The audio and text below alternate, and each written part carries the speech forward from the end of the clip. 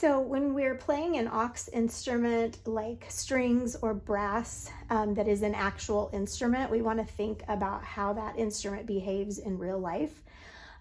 So if you had an actual brass instrument, a trumpet or so on, in the song, it would play one note, maybe two notes, three at the most. So most of the time you're not going to be playing full chords. You're going to be playing single notes or octaves, or two notes out of the chord for the most part.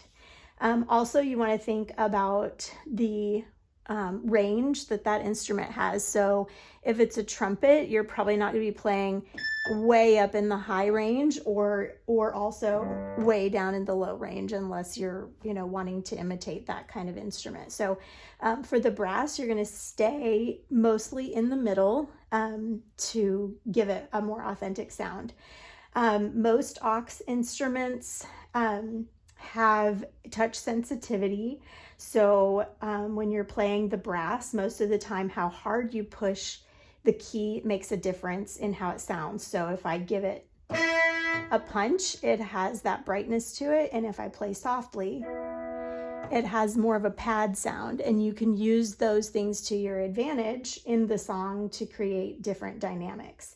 So I'm going to do a little bit of Lord, You Are Good, just to give an idea of kind of how I would play a brass sound in Lord, You Are Good. And it's mostly going to be fill in. So you'll play in a lot of spaces where there's not much going on with the other instruments.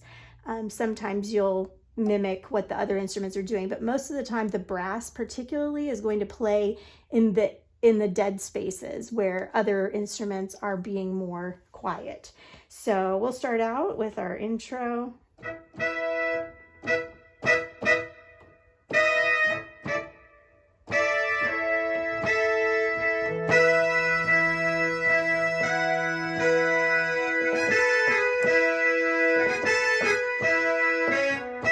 And then on the verse, Lord, you are good.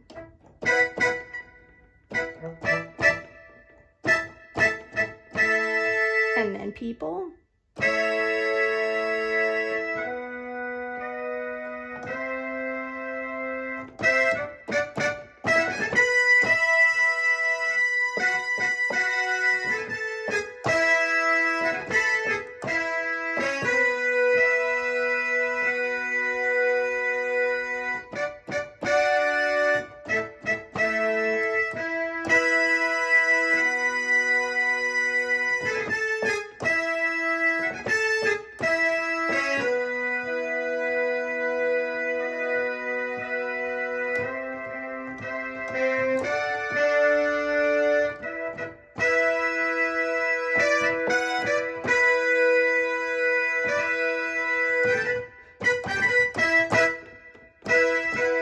And then you're back to the verse, and then when it goes into the bridge,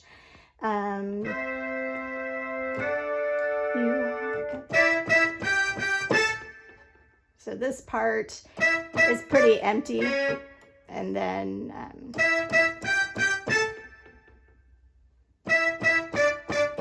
when everything starts to amp up a little bit.